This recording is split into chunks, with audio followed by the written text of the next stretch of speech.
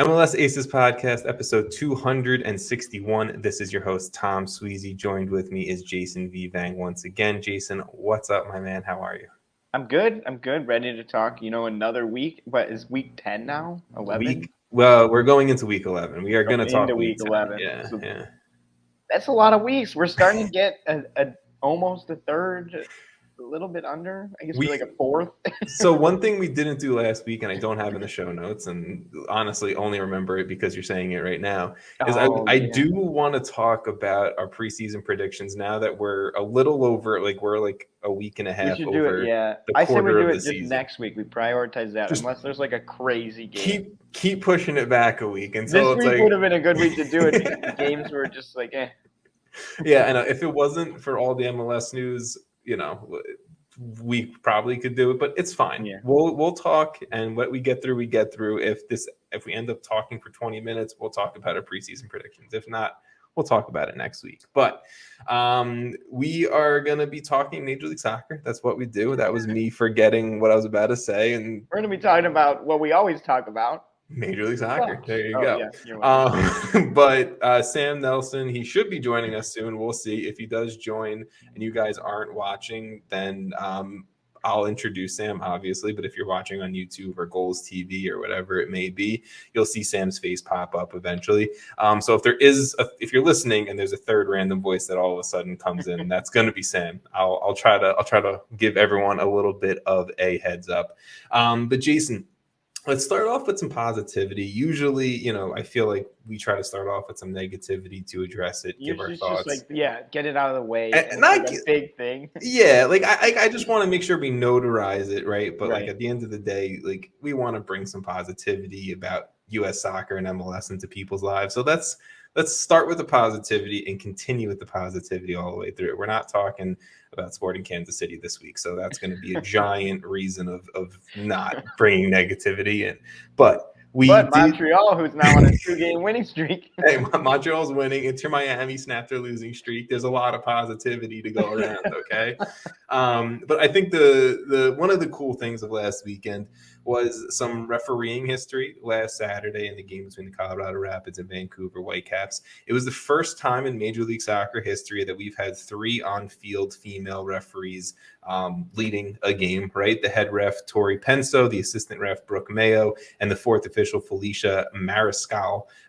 They created history. They did something that, I think is starting to become the norm globally, and we're starting to see female referees kind of, introduce themselves as the assistant refs or the sideline judges or whatever it may be in other MLS games. But honestly, just cool in general, just to have an all-female kind of led team be out there and doing their thing in Major League Soccer. We need refs. They're being a referee. We need good refs. Being a referee in any sport in any country in the world is not a fun job. And I think, I'm not the creator of this, so I'm just going to say it from another podcast that I listen to, but no one grows up wishing that they were a referee. People grow up wanting to be the stars on the field, right? So the people who do go down the path of being a referee, you got to give them a little bit of credit, and they're humans too, and they're going to make their mistakes. So the fact that we can now have some all-female representation into this is cool. So shout out to Tori, Brooke, and Felicia on this. Jason, I don't know if you have anything you want to say on it, but cool. The only thing to add is just let's see this more often, I guess. Now that we've kind of broken this history, which is awesome. It's a really cool thing. Let's just make it sort of the norm, I guess, going forward. Let's keep it up. Honestly, it's cool that it's a big deal, but also let's make it not a big deal, right? No, you are correct. And honestly, they did a good job. It's a 0-0 game. It was a boring game, right? The play on the game well, though. They managed the game well, and that's all you got to ask for at the end of the day. It was a fun game. It was a clear foul. Actually, I don't know if it was a clear foul. I don't know. Your guy Takaoka had a PK save. Okay. Yeah. Exactly. So they got to let Takaoka get his 4th clean sheet in a row. That's it. That's what they did in this game. It was all about Takaoka, not about them at all. No, it was for the YouTube watchers, for the podcast listeners, I am introducing that third voice now, so don't be scared. Sam Nelson is here. What's up, Sam?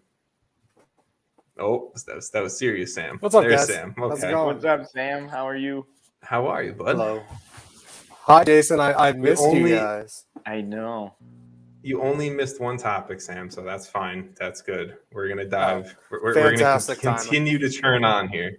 So, the next thing that I want to talk about really quickly is that Ezra Hendrickson, head coach of the Chicago Fire, just started an absolute meltdown on social media today when he announced that he is not going to be releasing Brian Gutierrez and Chris Brady for the U22 World Cup this summer. As you know, Twitter is a totally rational place where there is no harsh comments or judgments ever. But there was the people in the camp of, our best players, screw MLS. They should be playing in the U20 World Cup. That's important. Screw the U20 World Cup. They should be playing club soccer at the highest level. That's important. And then there's people in the middle, obviously. So, Sam, I'm going to start off with you because Jason, I know probably his feelings, but just in general, it doesn't opinions. It doesn't have to be about opinions. It doesn't really have to be with my team. It doesn't have to be about Brady or Brian Gutierrez in specific, Sam. But is there, I guess, your thought on this U20 World Cup and being able to have our better players available? Yeah, I think I think it's a shame for both players to not be going to the U20 World Cup, but I completely understand where the fire is coming from, and I'm not totally convinced that this was Ezra Hendrickson's call to begin with. I think this is probably something from upper management saying we need our best players to stay, to give us the best shot for the season. And I get that. I get that completely. And honestly, good for them for being so important to Chicago that they can't go. And so I think that says a lot about them and how they play, but it is their opportunity at the U20 World Cup to go get seen by, all these other club teams around the world who might want to, sign them. So yeah. It's a real catch-22. It's pretty shitty. But I understand where they're coming from. But yeah, Twitter's rationale was pretty ugly this morning. Well, that was pretty toxic. The visibility point of the U20 World Cup is huge because the last time we did have a U20 World Cup brought to Major League Soccer was guys like the Chicago Fire bringing in a Jean Duran, who got sold to the Premier League, a Diego Palacios, who is now a starting left back on LAFC, who's arguably one of the best teams in Major League Soccer history over this last, few calendar months. So there's a lot of talent that is represented and does show out in the U20 World Cup. So are teams who maybe are lacking depth at key positions like Chicago or even like the LA Galaxy, right, with like a Jalen Neal who's stepped up huge in the last few months, are they not going to get seen, which could potentially mean LA, Chicago, they don't get that sale of a young star to a European club or whatever it may be. Jason, noted Fire fan, what are your thoughts? Well, you have to put that disclaimer in? Wow. I mean, first of all, I get the visibility thing, but those guys are going to be seen. They're not getting spotted because they're at the U20 World Cup. I'm sure they're both on radars of other teams. We've seen by now, as MLS is growing, all these players are already being looked at. They're not. Bayern, for instance, isn't going, oh, the U20 World Cup, time to go look at some Americans. I doubt. I mean, maybe not Americans, but I feel like the biggest clubs in the world are looking at this tournament trying to find They are. No, I don't. Star. I'm agreeing, but also. But not Chicago Fire players is what you're saying. I don't know how to put it. Slonina. They looked at the record and went, oh, that sucks. Oh, no. But Slonina's not in the same camp as Chris Brady. Slonina already got the move to Chelsea, and this is a perfect opportunity for Chelsea to showcase a young star. Get spotted at the U20 World Cup. But if it happened, then when he was the starting keeper. He didn't. Okay. He was starting for the Fire for a season and a half or whatever, and he was showing out, and people's noticed. People noticed. He was also already a wonder kid. Everyone already knew about him. Brady is really good. Brady, everyone's saying, is he going to be better than Slonina? Whatever. There's always that. They're always going to have that incredible saves. Last week, he saved us on multiple occasions. 2 weeks I'm ago, not denying the potential greatness of Slonina and Brady. He'd be losing all the time. But what I'm saying is if you swapped these places here, right, and Brady was the one who started for the last season and a half for Chicago, and he got the sale, and Slonina was the goalkeeper right now, would Chicago be putting Slonina for the U20 World Cup? No, Slonina didn't get the opportunity because it didn't happen. That's what I'm saying. If it did happen, would Slonina have gotten the opportunity on the global stage? I don't know. Would he still be balling out for Chicago? In that case, probably. Maybe, because you would have Brady. Like, if you had both of them, I'm sure they would have sent one. You know what I mean? That's the larger point that, like, I think I'm thinking of when I think about this is, like, if we lose Brady and Gutierrez, that's like a good portion. Like, that's two of the starters who are some of the better players. I think it's like I was saying, I think it's the teams who don't have the starting caliber kind of depth pieces. Backup. Yeah. Like, yes, could Chicago throw Shaqiri at the 10 and throw Spencer Richey in at net? Yes, but we've seen Richie's a backup in MLS. I like Spencer Richey, but he's a backup in Major League Soccer. And we've seen Shaqiri at the 10 for Chicago. It's not the same type of on-field play as Brian Gutierrez at the 10. So I understand why Chicago doesn't do it. My tweet that I put out there today was, this sucks, ... I get it, ... but it still sucks. Like, that's just how I feel about it is. I mean, from a wider angle, like, I totally get why it sucks. Like, for them, I think it'd be awesome. If I was one of them, I would want to play at the U20 World Cup. Hell yeah. I'd want to play alongside, some of my friends or whoever and get noticed on, it's still the World Cup, it's the U20 World Cup, but people still watch. I've watched them in the past. Yes. And it's a lot of fun to see, like, oh, wow, this kid is going crazy and he's 18 or something. Exactly. And so, like, I totally get that, but I don't. If Gutierrez was on LAFC, he'd be at the U20 World Cup, but that's just not the case. And the Fire need him, and that's the thing. Yeah. Like, this happens all around the world in teams that need those players. It's not like it's not like it's a one-time thing in MLS. It's like this happens all the time. People hold out players from international games. I guess not for the major World Cup, obviously, but for because you can't. But yes, yeah.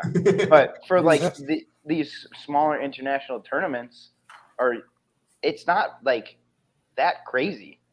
So I will end the conversation unless either of you have anything else you want to say about this. And I got another 10 minutes. I'm gonna ask both. Jason of you. hates youth tournaments. We all know. Yeah. I love Jason this hates tournament. Youth development. I don't want to see the Fire get the wooden spoon because we said. So Jason hates America. Jason's club over country. Jason is club over country to a T. I'm gonna finish the conversation and I'm gonna ask you both a question, and I can start with an answer first to give you time to think because I don't have it on here. But is there a player representing the United States at this U20 World Cup that you're excited to see? And I'll give you guys a second to think. I haven't even seen the roster.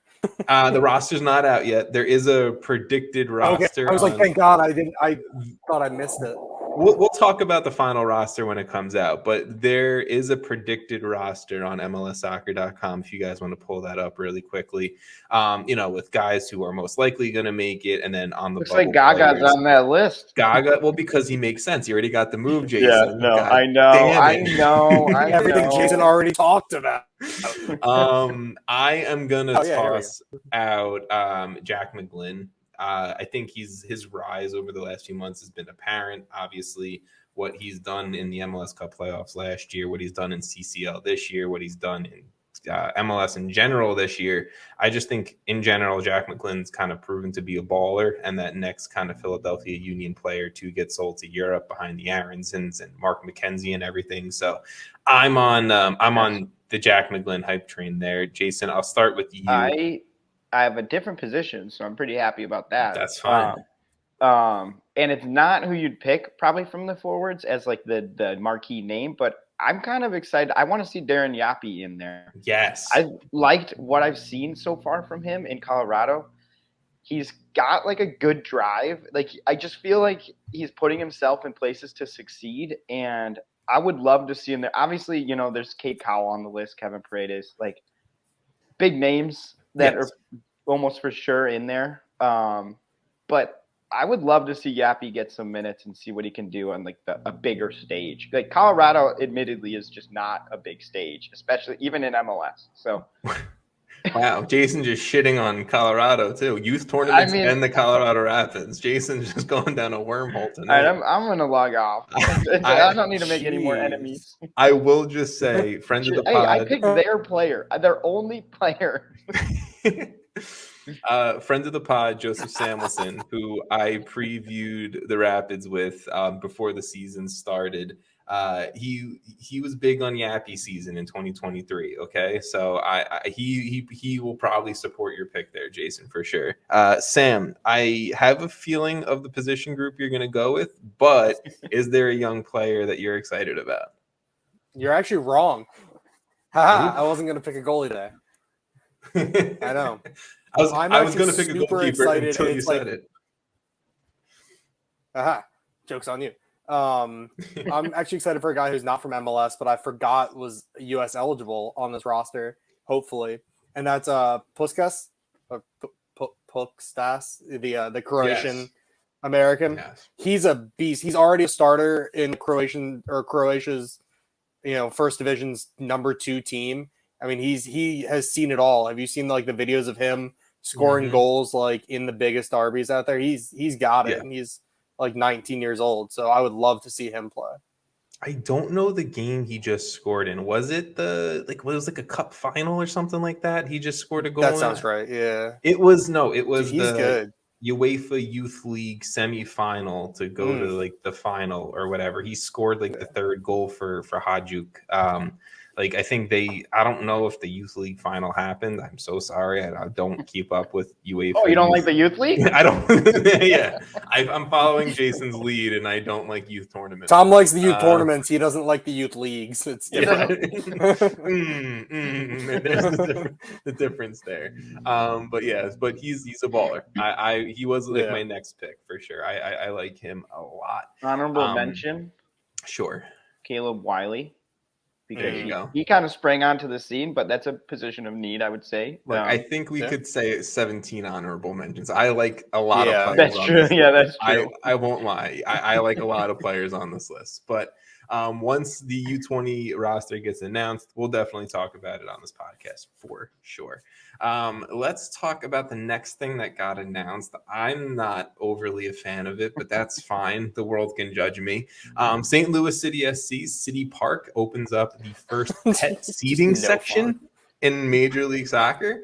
It is called the Purina Club, and it is now open for all dogs and pet lovers in MLS to bring their pets to a game. Pets. It's just dogs. I couldn't bring a parrot. It's just dogs. Okay, just dogs. Wow. I think the cat slander is bullshit. Are you bringing a cat to that fucking game? Are you bringing a dog to a fucking soccer game? I'm sorry. I'll go dogs everywhere else.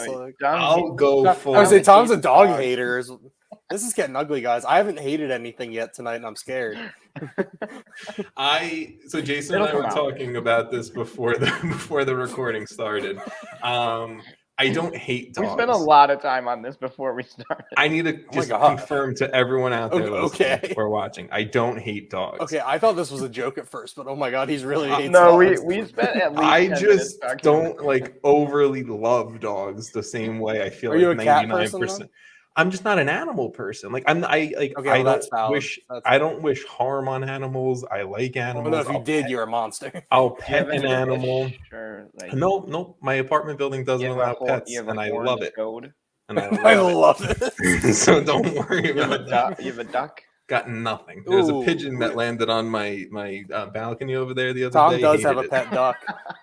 Hated it. Get off my balcony. So again, if Tom Sweezy went to City Park and a dog was sitting behind me and barking, I would be pissed off. That's me. No, I would too. But I know there's 99% of the population who's in love with dogs to a gross extent, and they will love it, and that's fine. It's true. And that's fine. So that's it. I don't know if you guys have any dog takes, but I mean, the thing we were talking about is it's like a big area in like one of the best places to sit.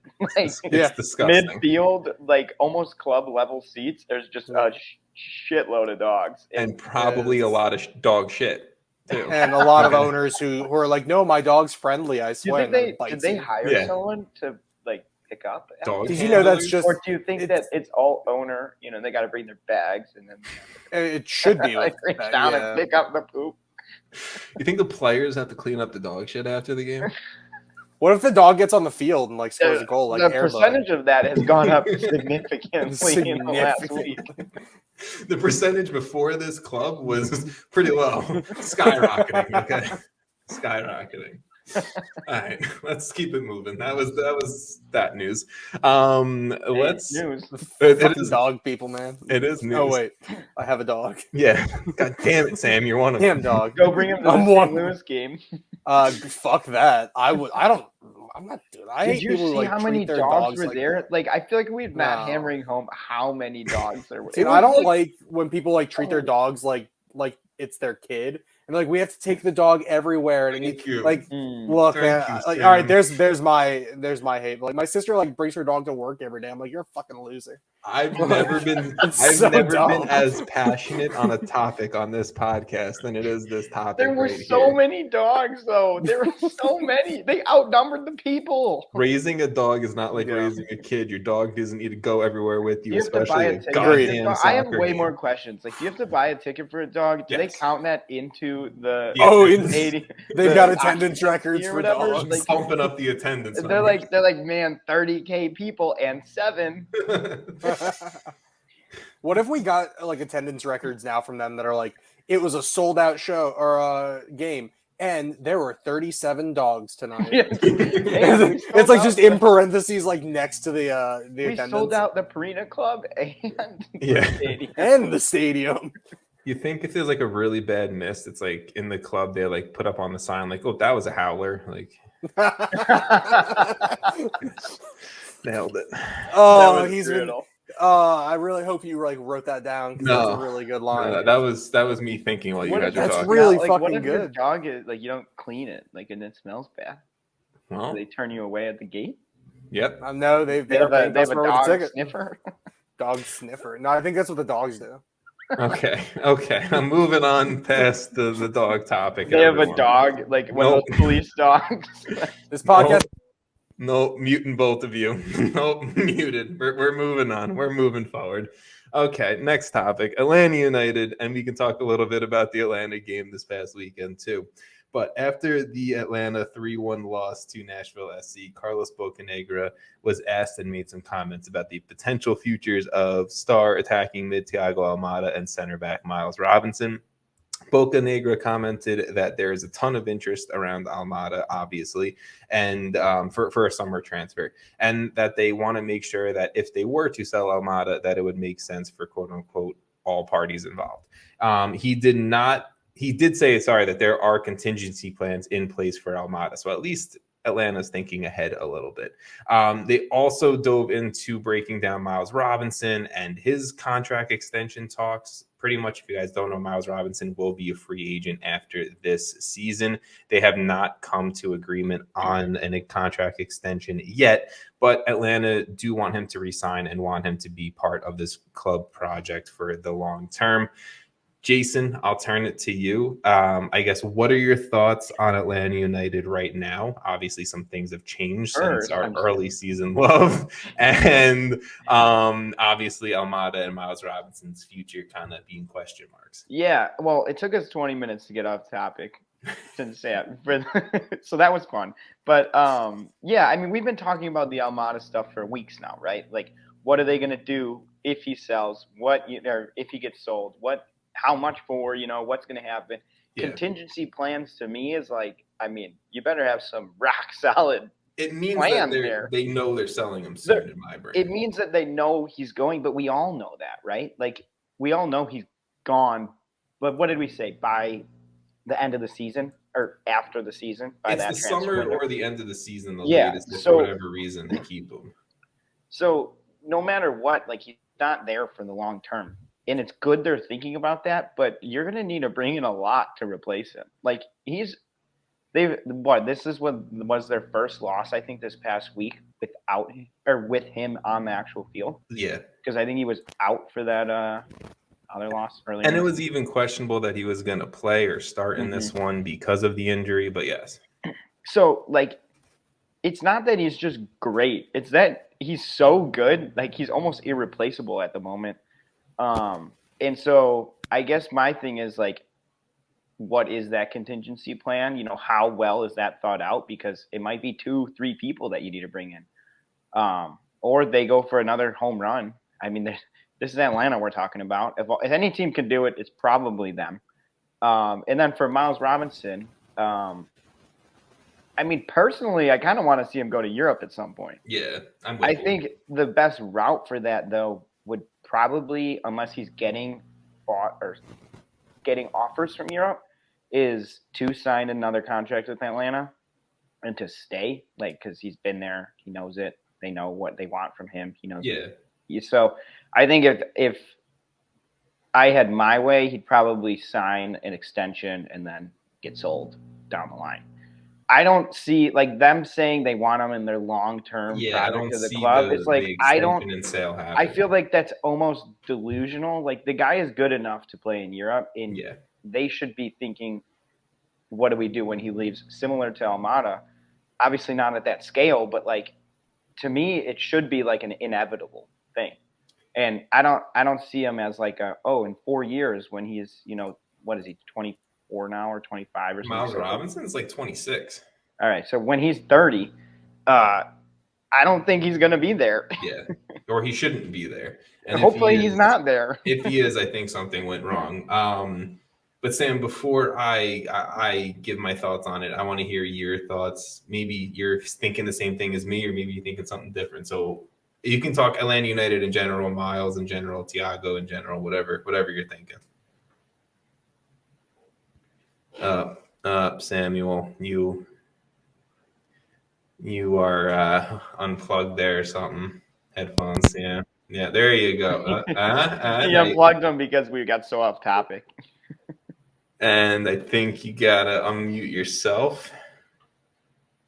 You got I'm this. not. I'm. Oh, he's back. There he is. As the oldest man in the chat room, I'm struggling with technology tonight.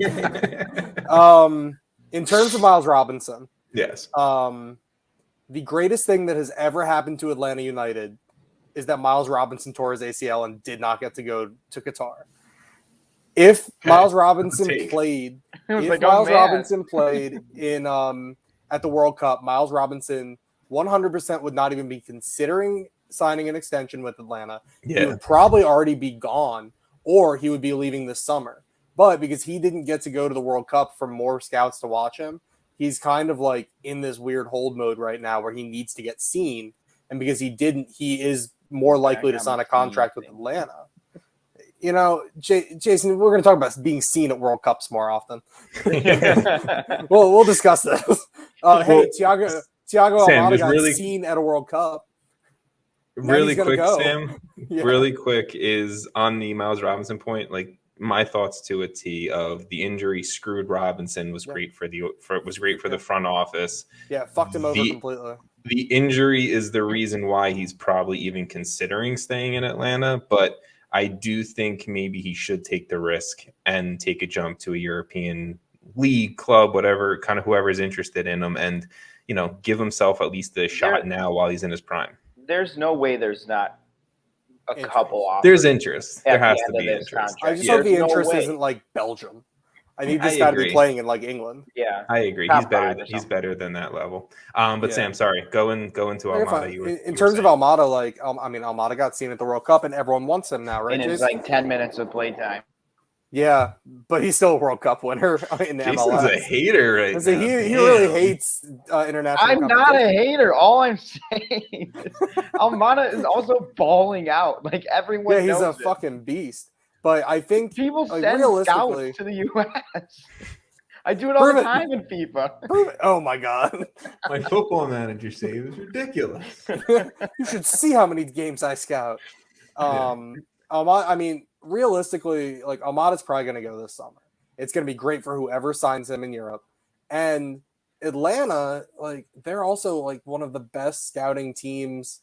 They're probably the best scouting team on the East Coast with LAFC on the West Coast for just getting really good South American talent. Like, and they're about to have a really big piggy bank. just because they hit the gold mine on Miggy and Thiago doesn't mean I'm going to forget about Pity Martinez and Barco and everyone else. Hey, not everything works out. Barco for a profit, though? They sold Pity for like a profit, technically. I think they sold Barco for a profit. No, Barco's on loan at River Plate right now. I thought he signed fully then. Oh, did he? Oh, shit. Okay. I thought he was there full time. I thought they sold him there. Because he was on loan there last season. Barco trying to bang his teammates' girlfriends and do you guys remember he's on loan? Barco watch? Oh, he's still on loan. Barco watch for Atlanta was like the ugliest Twitter thing I've ever seen. When they were just they're checking every flight, every pattern. They're judging every single Argentinian newspaper. Another team that's a bit. Yeah. The fans in Atlanta scare me. They what about Araujo too? He's not. Oh, Araujo, yeah. So stop giving me the shitty. For every amazing South American they've signed, there's a shitty one to go along. But the fact that they've done incredible. I was going to say, but I can name better. I can name more players that they did right between Almiron and Joseph Martinez. Yeah. Like they hit more than they don't. And then they have Brad Guzan and net, and that's they sold George Bello. They did sell George Bello. And they had that terrible he went way too right wing nutcase. Yeah, they did. What was his name? I was about to say he was a central midfielder, but you went right wing in a whole other way. I meant right wing, not in the politics sense. You went right wing in a whole different direction. Ask him. What was his name? I forgot his name already. You got it. I don't remember it. I want to say isn't he on Indy? Yeah, Andrew Carlton. Yeah, okay. Ask that man where he was on January 6th. Well, he posted it where he was, or where he was. I know where he was on January. Technically, he wasn't there. I don't think. I think he was on his way. I think he was going to be there January 7th. Yes, January 7th was he got his dates mixed up. Was the deadline? Yeah, he didn't know. He wasn't listening to all the tweets. Okay, I'm all gonna. Right, we'll just move on. Move forward with my I thought you said Weast. I have an opinion on Atlanta that I want to share.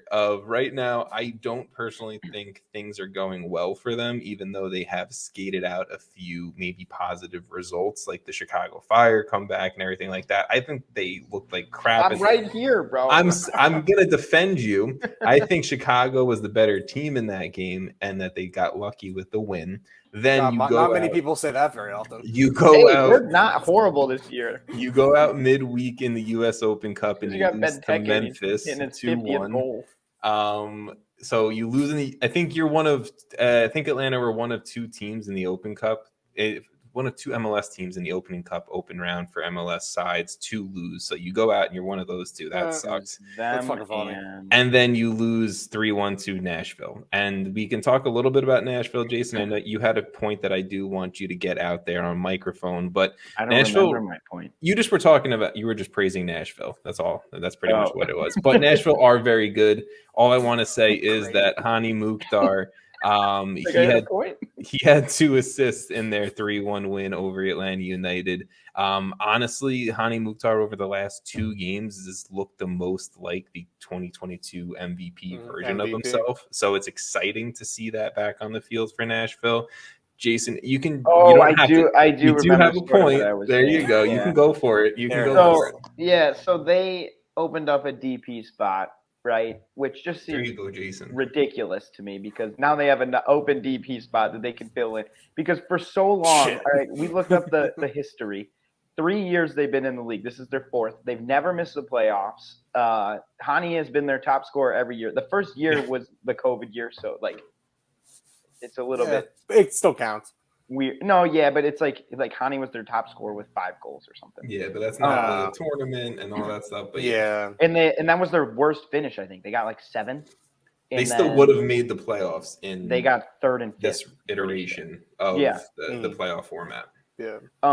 But this team is just so it's the same thing every year. It's just they're not gonna let you score on them. They're just not. And even in this game, that was definitely not in the box, first of all. That penalty that Atlanta won. But I don't know. I mean, to me, Nashville is just one of those teams that's just consistent. They know what they want to do every week. Yeah. And they go out and do it, and they know the players to sign. You know, like we were just talking about how Atlanta has signed some pretty good South American places that, you know, they've been successful. Nashville just knows what they want, and then they go get it, and then it succeeds like immediately. I think Gary Smith is really good at identifying players that fit his tactics. Mm-hmm. And but even like they just they just traded CJ Sapong, who I really like, and I think is a good player. And we just talked about this, and they're fine. They then go win 3-1. Like it's like plug and play with them. You have Hani, who's just kind of putting it all on his shoulders, and then you have the back line that's just Joe Willis, who I don't know how many times they'll have to say his name the rest of the year because the guy just doesn't let up. No, I should have picked him. I feel confident about my goalkeeper of the year pick, and then there's still two others that I would love to have also chosen. Jeez. So the thing about Nashville is, right, like the one thing that, and I did want to say this on the podcast, Jason, I know I said I had one negative point about Nashville, is the thing that worries me is the Hani. They wear yellow. It's the yellow. Exactly. It's just not a flattering color. It's the Jesus in the crowd. You know, I'm so anti. No, it's maybe we don't go down that road today. it's the Hani reliance, right? Like it's like the only offensive threat comes from a Hani Mukhtar, which ties into the point of what you were saying of them opening up a DP spot. So Nashville SC, they do come to a mutual contract termination with DP striker Ake Loba. For those who don't remember, Ake Loba was Nashville SC's record signing back in 2021, which with the reported fee of $6.8 million for Monterrey and Liga MX. Loba, he was on loan this season back to Liga MX, but due to kind of like how MLS roster rules work, he still occupied a DP spot. So this contract buyout now opens up a DP spot for a potential DP summer signing. I think it would make sense to give Hani Mukhtar a little bit of help and try to bring in another striker. I can also see Nashville SC just not doing that, but we'll see, and we'll see. DP center back for no reason. DP center back next to Walker Zimmerman, and just a shutdown defender. Exactly. Get a DPD mid. Yeah, right next to Annabelle Godoy and like, Dax McCarty. Yeah, true. Imagine if they added like Chara though. Yeah, true. Throw in three. That's my dream. Like they'd be 0 goals against, 1 goal all season. Exactly. Yeah. You just honestly, it's Route 1. It's ping it to Hani, and if he doesn't score it, we're screwed. They're not screwed. They're just getting a draw. Yeah, I say a lot of 0-0 games. Let's keep it moving. Let's go through some Charlotte FC news pretty quickly. If you guys have anything, I'm gonna kind of rush through some of these. So if you guys have anything you want to say, interrupt me, raise your hand, whatever. I'll call on you, type of deal. But Charlotte FC, they acquire winger Justin Meram from Real Salt Lake for $200,000 in general allocation money split across this season and next season. Also, the possibility for another $150,000 in general allocation money in incentives. If you've watched MLS over the last decade, you know who Justin Meram is. He's a veteran. He's a locker in the leader room. Leader in the locker room. Oh, shoot. If that's not the title, I don't know what is. Locker in the leader room. He's a locker in the leader room. He's a champion in this league. He's won before. He scored a ton. He's very close to 60 goals and 60 assists in Major League Soccer, which is pretty cool. He's a guy who I think Christian Latanzio personally needs in that locker room, someone who has been around, knows the right way to act as a professional, right way to lead and play in Major League Soccer, and I like the acquisition for them. That is what I will kind of keep the Charlotte FC. It's not moving the needle. You know? No, it's not moving the needle, but I really like Justin Meram, and I think it's not Justin Meram from Columbus Crew days who was a beast. But you super have a sub Justin Meram. Yeah. I honestly feel like that team still has issues, kind of like knowing where each other are. Who, Charlotte? Oh yeah. And like Justin Meram's great. I like him. But it's not just going to fix that issue, especially like a new face might even make He's also not going to be starting. No. Yeah, but no one on that team knows where to go. Yeah. I think but he's just going to come off the bench and be like, give me the ball. I'm going to run up this wing and whip this shit in. He'll be fine. He'll be fine. He'll be fine, but the team will not know what to do. Yeah. So the one thing that I just do want to say is our former co-host Vaughn Pullman. He has been doing post Charlotte FC kind of Twitter spaces, and I was able to hop in on the one last week, and Vaughn's doing a great job with that. And if you are a Charlotte FC fan, make sure you follow Vaughn and hop in on one of those, because he did a really good job of answering questions and kind of calming people's he knows what he's talking about. over exaggerations about what's going on. But that dude's got a database. One thing that he did say during his conversations was that the need for kind of an in-locker room leader. And I don't know if he knew about the Justin Meram trade being, unofficially official at that point, but I think he was kind of hinting towards it after the Justin Meram news dropped. But I agree with him. And, I trust Vaughn knows what Charlotte FC's kind of looking for or aiming for. So I'll give Vaughn that. Yeah, Vaughn probably knows more about Charlotte than the Charlotte front office does, if we're going to be honest. At this point, probably. Yeah. I mean, I have no doubt that dude is a genius. The other Charlotte FC news that it's not really a lot, but I just want to quickly announce it, is that Charlotte FC have waived left back Adam Armour. He has 30 pro games, all within the city of Charlotte, which is pretty cool. So all 30 of his games have been either with Charlotte FC, Crown Legacy FC, which is Charlotte's MLS Next Pro side, or the Charlotte Independents. So he's going to hopefully be playing outside of Charlotte soon, and we'll see how he does outside of the city of Charlotte. Maybe there's another team in North Carolina we could send him to. Yeah, right. North Carolina FC. There we go. Yeah, that's who we got next. I'm gonna quickly run through some of these, so interrupt me. DC United, they have signed striker Eric Hurtado from the USL Championship side San Antonio FC for a reported fee of $10,000. If you know Major League Soccer, you're a fan of Major League Soccer, Eric Hurtado's most likely played on one of your teams or played well against one of your teams. He's been around for a while. The 31-year-old's, he's been on 3 or 4 MLS franchises at this point. Pretty cool that San Antonio is going to get a little bit of a transfer fee for a dude they just signed this offseason. And, I guess that's that. I don't really think DC United is going to be turned around by Eric Hurtado being on the field, but that's just me, and I'll leave it at that. Just need more legs because Benteke is going to really get ragged down the line. He needs a new pair of legs. DC summer is going to be rough on Benteke. Sam, we're not going to talk DC United much on this podcast, so I will give you the opportunity now to talk about that bike kick, because that was dude, sick. that kick was sick. To be honest, no one else on the field thought that was going in but him. No one else moved. There's the balls to do that. Yeah, that was pretty savage. He almost kicked 3 guys in the face, which was pretty cool. It's fine. So, good man. What a fucking kick. If you haven't seen it, look it up. That was, I think, MLSsoccer.com voted that the goal of last weekend. So definitely go check that out. I'm glad. Let's keep it going. The New York Red Bulls, they've signed 18-year-old Mali Youth International Ronald Donker through the 2026 MLS season. Good for the Red Bulls, pretty much signing another teenager from overseas. FC Cincinnati, this one's big. We probably will talk about a little bit here. Pretty much. She's 18. Definitely. That's all they do is just sign dudes. I bet you he's going to the U20 World Cup if Molly's in it. I bet you Molly's not. Yeah, I bet you Molly's not in it. Yeah, that's a good point. Bummed, though. I wonder how they found him without him going to the U20 World Cup. How do they know he existed? Jason, if I could flick you right now, I would. Sam, really quick. Yeah. Okay, that's better. So. I can really breathe in here now. Oh, rude. What's up, little man? Oh, man. All right, I'll do it myself this time. Okay, let's talk about actually some big news in MLS.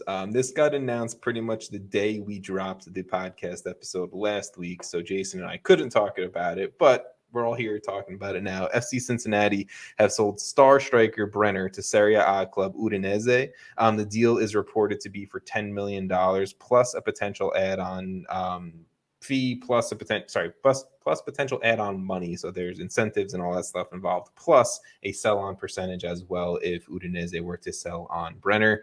Obviously, the success of FC Cincinnati has been centered around a lot of guys, Lucho Acosta, Brandon Vasquez, but Brenner is in the mix of that, of being part of this kind of three-headed attack. He has 133 career games now between Cincinnati, Sao Paulo FC, and Fluminense.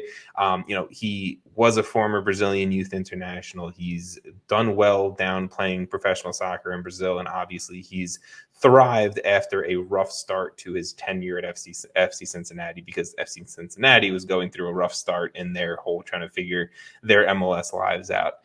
So Sam, I'll start with you.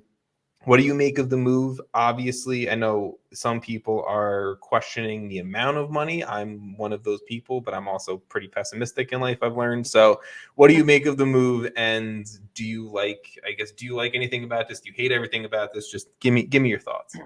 I think it's a good deal. I mean, in terms of money, and that's probably like the one thing I wasn't aware of when I heard he was sold, was the amount of money. But I assume that Cincinnati, asked for pretty realistic add-on money, things that they were almost guaranteed to get, probably like games played and shit like that. So like they'll eventually get some more money. But what probably happened was Udinese came to his agent and was like, "We want to sign him," and he was like, "I'm ready. Like, let's go." And that dude, like, he's gonna be good. Probably not. I don't know who Udinese starters are. It's not like they're doing very well in Serie A right now. But good for him, and he's made the move to Europe. That was, I'm sure, his dream, and he's gonna go play in a top 5 league. Good. How old is he now? Is he like 26, 27? He's like 23. Oh, this is perfect for him. He's 23 years old. Yeah, he's gonna be just fine. He'll get some starts the rest of this season. He'll be fine. This is actually really a good move for him. And I'm very pro player, so good for him. Obviously, I think we're all pretty much pro player first, so I'm happy for him. The money thing, where they technically sold him for $2 million less than what they bought him for, and the initial fees is a little concerning to me. But old GM kind of brought Brenner in, so it's not really, I guess, technically up to this GM to fix the mistakes of the old GM. But you still got $10 million for him, and the potential for. Well, why would you, even if you didn't make the signing, why would you still want to take a loss? I think that they're kind of betting on, this is what we're really going to get for Brenner. Like, they've probably seen the market, and then they're hoping that the add-ons, I think they've seen the market for Brenner, will be good, and that the add-ons are going to be the thing that's going to get them over the line. Like, it's low money for compare it to Duran's selling for the Fire. That's just off the top of my head. Like, arguably, Brenner is a higher profile player. I don't even know if that's really arguable. Duran's like 5 years younger, though. True. I'm not saying I agree with it. Point. No, that's a good point of the age thing. But it's a low amount of money, and he's one of their guys. Like, we were talking preseason, whatever. This three-headed attack, three-column attack, or whatever that they got going there. Brenner's had a little bit of a rocky time in Cincinnati, right? Like, he's kind of wanting to leave, and then he was like, "I'm back," and then he was like, I'm leaving. It's like, oh, thank God you got me Lucho Acosta, I'm still here. Pass me. So maybe it's like just it's fine to get rid of him. Like you said, it's a different GM now, so he's probably like less tied to him. And this but it's current still a GM loss probably for a team that's towards the top of the table. $10 million ain't a lot to get a new striker like Brenner. True, but FC Cincinnati. So my thing about FC Cincinnati is that they've proven that they're willing to spend money. They just spent 12. They didn't just spend, but they spent $12 million on Brenner 2 GMs and 15 head coaches ago, and whatever it may be, right? You gotta spend a lot of money just to convince a guy to move to Ohio. I think the bigger issue is that they're second right now, and they just sold one of their consistent starters. Yeah, for $10 million. That's hard. Are they going to change their formation now? Yeah, unless you got a guy that you're plugging in immediately. Yeah, you're risking a lot there. Mm-hmm. So I think the plan was Brenner was always going to get sold. I think they knew Brenner's been open that he wants to go to Europe and he doesn't want to be in Major League Soccer a long time. He's been open about that for years. But that's what I'm saying. I think he signed and was like, "All right, can I go?" So I think it was almost like, they knew he was going to be gone sooner rather than later. He's probably been pushing for it internally. I personally think that's why they made the move and got Sergio Santos from the Philadelphia Union at the end of last season. Not that Sergio Santos is going to replace Brenner. I'm not saying that. But Sergio Santos is a more than capable starter in Major League Soccer. Pairing him next to Brandon Vasquez, you still have Lucho Acosta. I think that was the ultimate, if we don't have anything, we have Sergio Santos to plug and play there. We'll have whatever we're going to sell Brenner for. And hopefully we can bring in a replacement, a U22 guy, a DP, whatever it's going to be, right? So I trust that FC Cincinnati is going to spend money and bring in another young. Yeah, but don't they have to wait? They have to wait for the summer. They have to wait to register. Where like this is my whole point is like if they're going to have to wait till the summer to bring someone in, why couldn't they have waited till the summer to send him out? So one thing he's not leaving yet, is he? He's not leaving until the summer. Okay. Well, so he they have last week. Well, because he's been over in Italy, I think, going through physical. Got to do that medical, like that. Yeah. So well, whatever, man. You think he's gonna put in the same effort now that he's sold? This guy hates MLS. I'm just saying, maybe he wants to give one last Probably goodbye to the fans, to the Bailey, right? Yeah, and, I'm sure the team he's been trying to get out of for. Whatever. Since he got there, like Sam said. You guys are just going to feel the wrath of FC Cincinnati fans, and I'm supporting it. So just know that, Cincinnati. Just know that. I mean, I'm not against them sending him out. I'm against Ohio. I'm against chili on my pasta. That's what I'm against. Oh, no. Now they're going to forget everything we just said. They don't even give a shit now. Why would you say that? And if you say one bad thing about Skyline Chili, he's ready to drop the gloves. Joe Burrow's overrated. Whatever. So let's keep it going. Last week we're going to get so much slam there. We also missed. I think we've pissed off about 70 people everyone? and anyone who owns animals. A dog. Yeah. We 30 animals. Parentheses and 30 animals. We have pissed off a lot of groups today. We pissed off every dog owner in Ohio. We've definitely done that. And St. Louis. Yeah, true. Okay. Well, that's Missouri. It's not much better. I'm gonna keep it moving forward. The LA Galaxy, they signed. I think he's former because I think he might have broken out of the age group, but he is definitely a former. But former U.S. Youth International right back Mauricio Cuevas from Club Brugge. The youngster, I don't know his age. I apologize, people out there. I'm a shitty host. Should have done that for you. Didn't do it. Google it yourself. But Cuevas does have 44 career games between his time at the LA Galaxy 20 years old. He's 20 years old. Okay, so he's still a youngster. Child. And Club... It's Club Next, right? I think it's Club Next. Club Next, which is Club Brugge's second team. So he's never debuted. A pretty savage name for a second team. I like it. I like that. But he's never debuted for a first team. So hopefully now maybe this is his shot to debut for a first team. Coming back into the league leaders and Galaxy. Yeah, exactly, right? But if you guys have followed the U.S. Youth National Team at all over the last few years, like you're aware of Mauricio Cuevas, and you're aware of his integral part of being part of the U20s, the U18s, U17s, and everything like that. He's a dual national, Mexican American, so there's also that worry if he does all of a sudden explode into being a great player, and we know what the last dual national right back for the Galaxy chose. So let's hope that Cuevas goes the other. Are you trying to speak this into existence? No, I'm being realistic. The opposite way. Just being realistic. I like the move of bringing Cuevas home. He was a former Galaxy Academy product, and I like Love that. Galaxy need help. They need talent, and he's definitely a talent. Houston Dynamo, they've signed free agent left back Chase Gasper. I talked about Gasper's kind of release from the Galaxy a few weeks ago. I like him a lot. I'm happy that Houston's giving him a shot.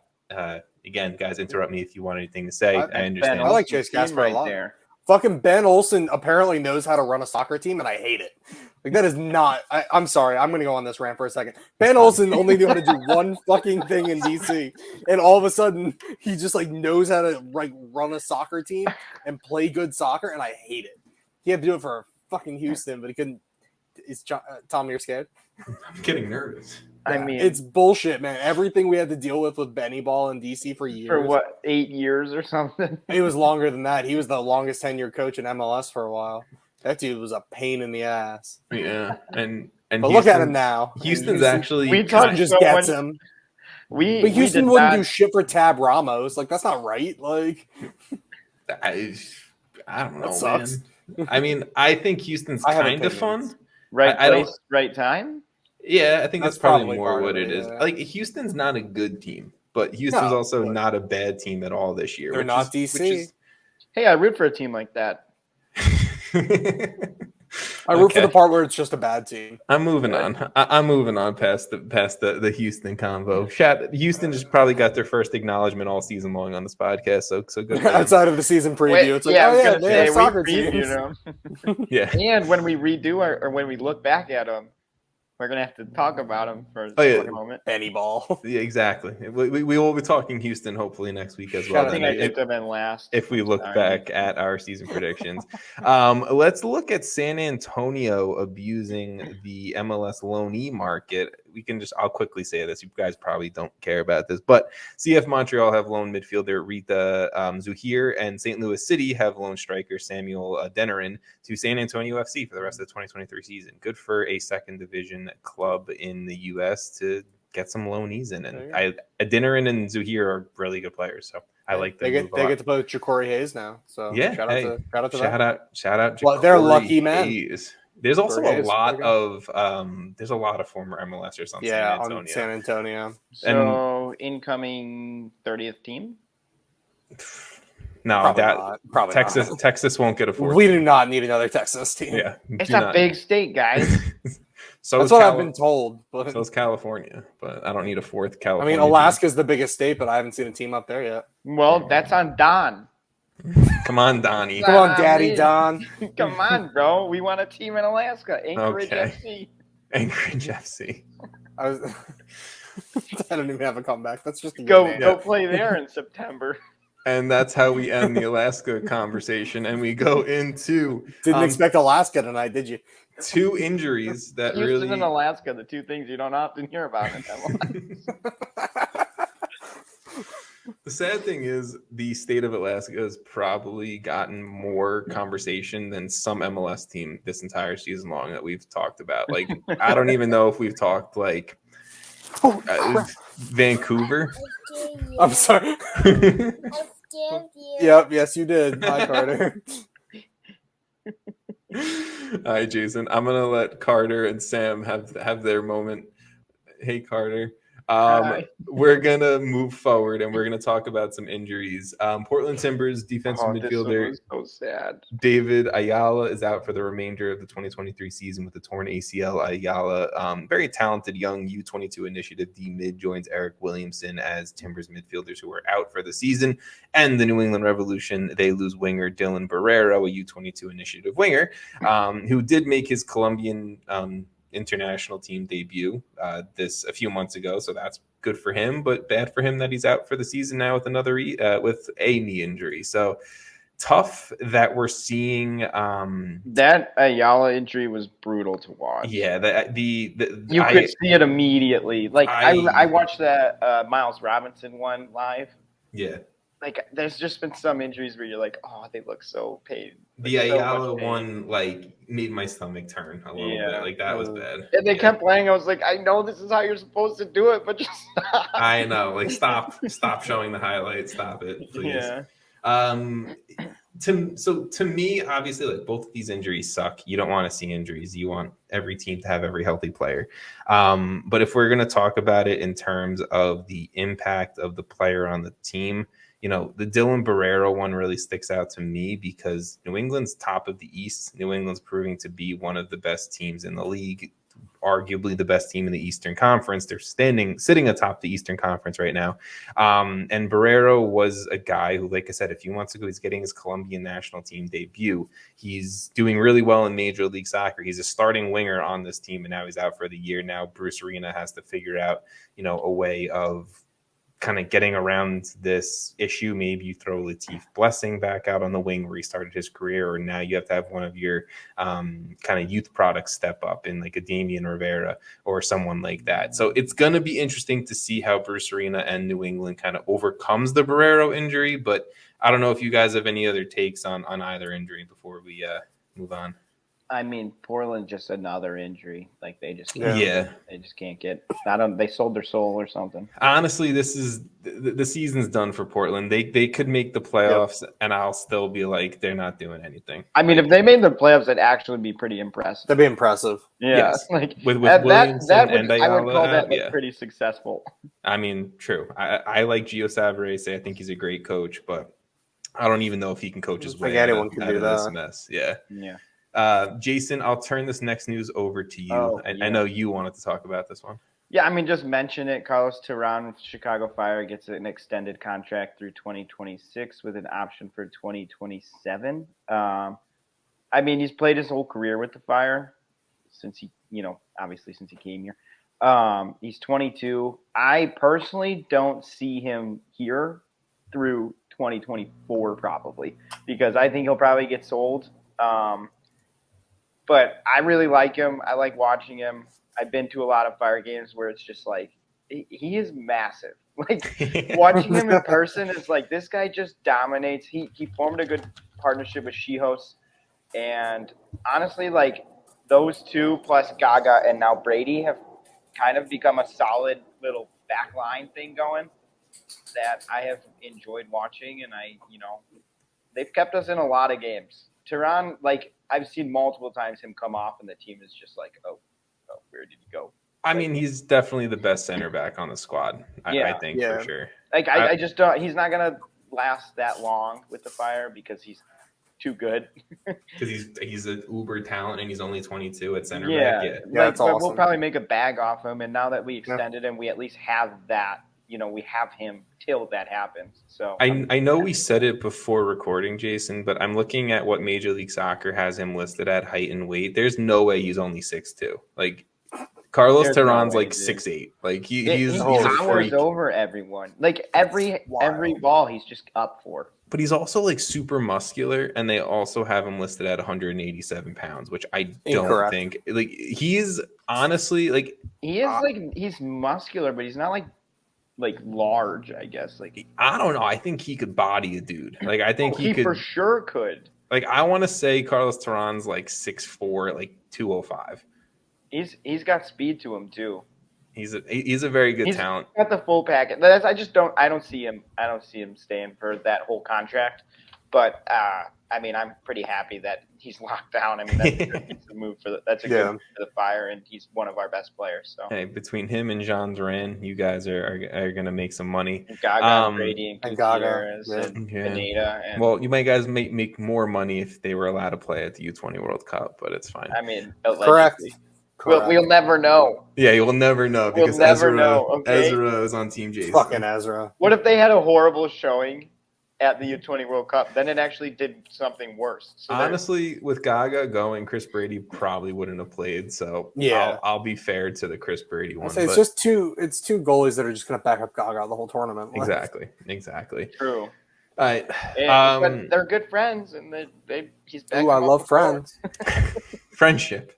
That's why I go to soccer for friends. Competing has made them both probably dogs incredible. And friends.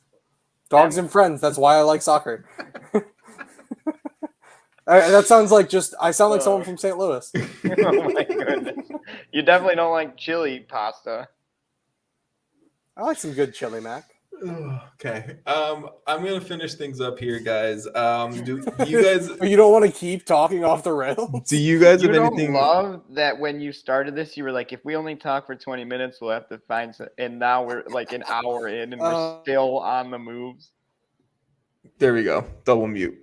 And we're gonna go into. I'm gonna need nods on this one, boys. Do you guys have anything you want to say on Inter Miami and their win? No.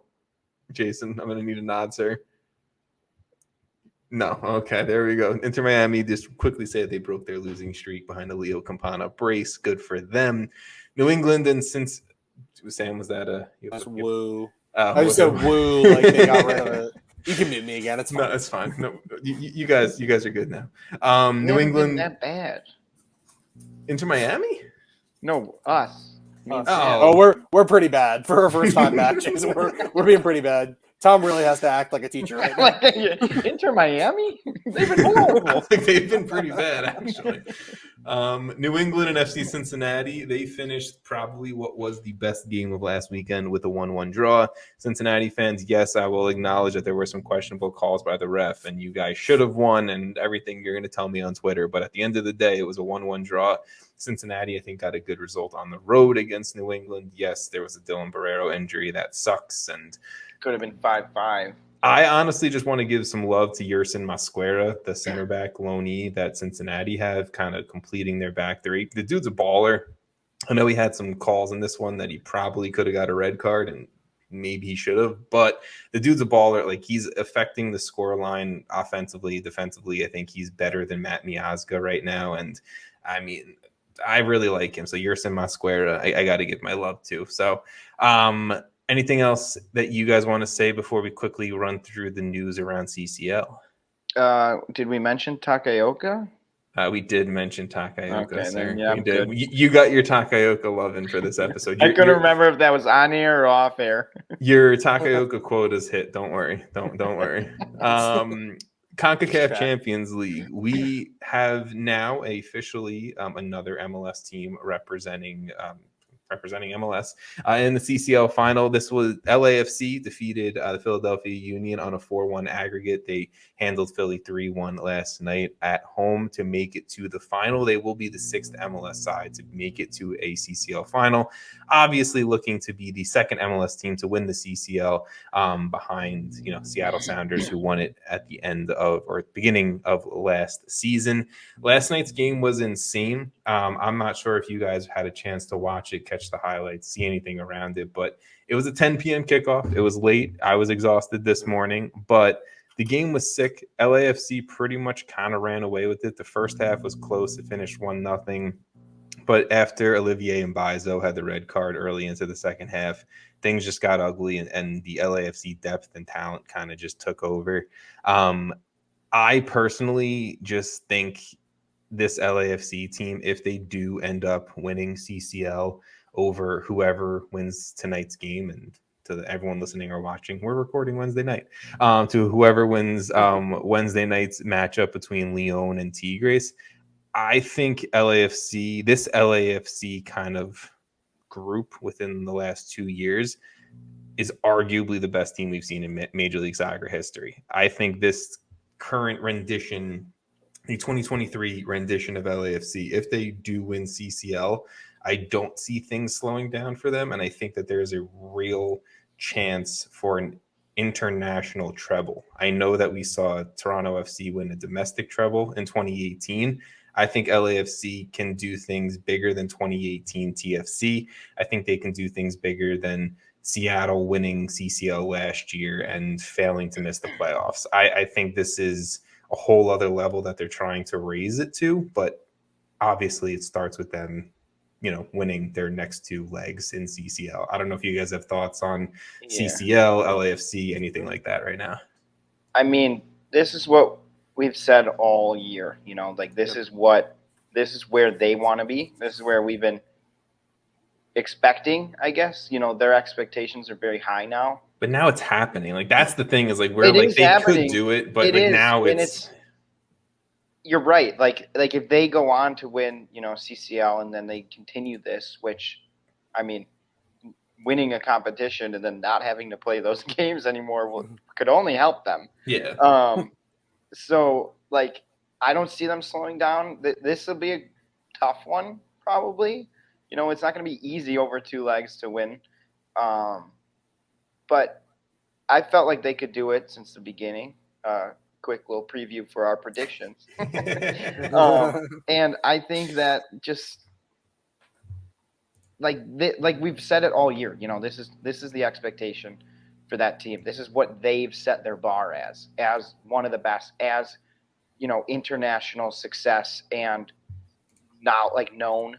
Mm-hmm. They want to be in that Club World Cup. They want to be winning major trophies and doing things way better than anyone else, and that's what they've set their expectations on, and that's what we kind of put them at. So at this point, yeah, I mean, they have to win, obviously, otherwise, it kind of doesn't matter. But I'll talk for nothing. I mean, they're an incredible team. Yeah. Sam, I mean, do you have anything you want to say about LAFC No, right now? I think Jason really hit the nail on the head with that one. They're a really, really good team, and they're fun to watch. Like they're not just like getting these 1-0 wins. They're not just, no offense to Nashville, they're not just trying to give it to Hani Mukhtar. Like this whole team can score a goal on you and just make you look like a joke. Well, that's the thing. Like their depth is good. They're rotating squads from week to week sometimes. Yeah. You're getting production from the next guy every time. And that's what makes them, that's what puts them above. That's what makes them elite, is that it doesn't, maybe you're resting Vela or something, but it almost doesn't matter at times when someone steps up and it's like, all right, this is my turn. I'm going to go do what he did.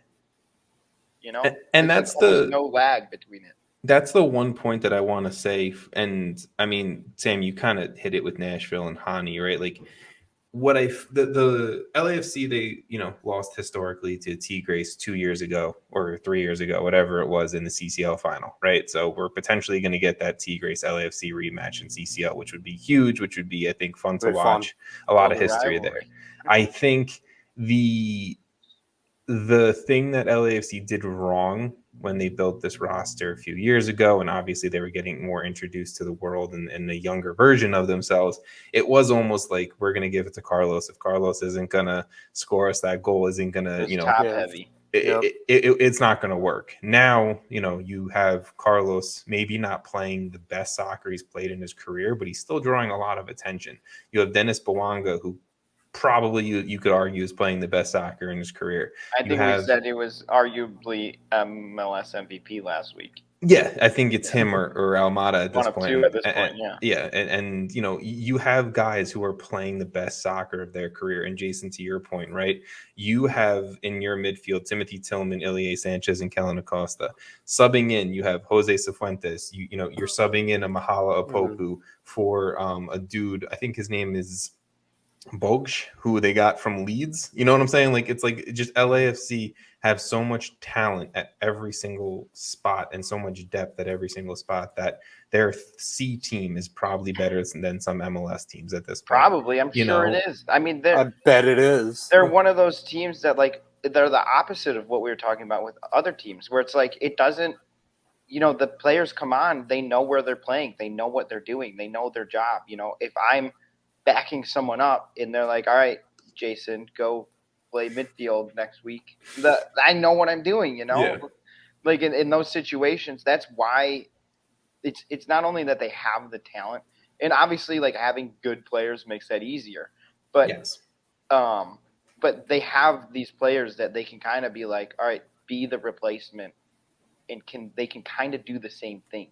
They don't have to drastically change their style or their game. No, they have their system. Cherundolo is definitely set up the guys to fit their system. They have the MLS experience. They have the youth. They have young players playing at the top of their game, and they have veterans kind of doing what they need to do to finish a game type of deal. And then what I just want to quickly say about the Philadelphia Union side of it, last night was a bad Philadelphia Union team. I know it was a red card in the 54th minute, 55th minute, whatever it was. Olivier Mbaizo was awful to me. I know they didn't have Jose Martinez, and Leon Flock had to fill in at the 6. I like Leon Flock, but he's not Jose Martinez. There was a lot of just things that you typically don't see from a Jim Curtin-led Philadelphia Union side.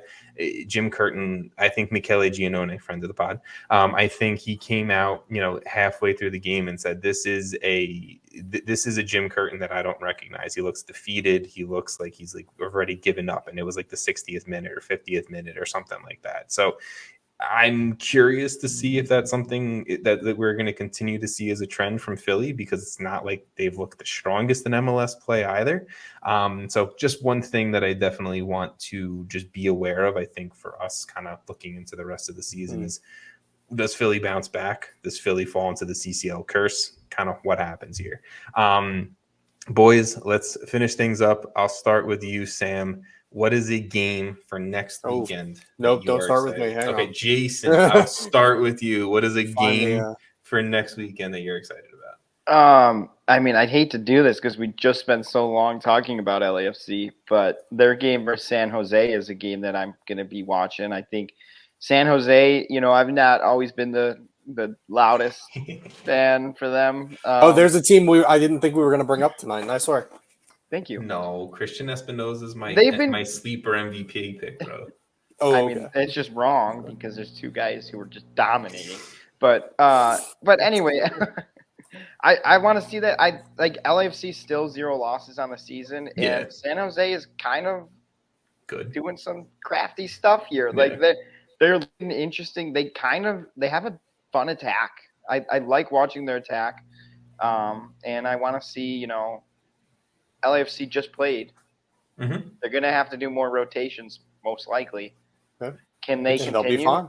Will they lose? Can they continue? Did we just talk about all that just for them to lose? Just to see them lose. Exactly, right? We just put the curse on them. Sam, do you have a pick for Week 11? I do, and my pick is Dallas and St. Louis. I like it. Dallas is looking pretty good so far this year, and St. Louis obviously is going pretty ham right now, which has been fun. And then they're not playing. They're not playing in St. Louis, so I don't have to talk about dogs. So yeah, there you go. I don't know. I think that should be a really interesting game to watch. Don't praise Dallas too loud though, because I have them a little high on my power rankings every week on Twitter, and people call me a dumbass for liking Dallas. And sorry, I do, folks. Sorry, I like Dallas. The goal differential you gotta figure my shit out there, on the Western Conference is so funny. It's just like 10-10-10. Oh my gosh. Yeah. 1-0-2. Yes. 0. Huge drop. For playoff teams, still -3. Holy shit. Yeah, That's hilarious. West is struggling. Vancouver with that plus I mean, the 4. best. Kansas City. I forgot how good. bad you were this week. I am gonna you know what? My game for Week 11 that I'm gonna pick, I'm gonna go Nashville, Chicago Fire. Houston RSL. Houston RSL. Give Houston some love. Oh my goodness. Come on. Just end the pod. See if Benny Ball works. And RSL. Cut. RSL, my team out there. I love you, my RSL folks. No more Justin Miram. That is it, guys. RSL, the 17 goals against. Yeah, let's go watch some high scoring affairs. I mean, to be fair, it will be high scoring. Episode 261, folks. This has been Sam. This has been Jason. This has been Tom. See ya.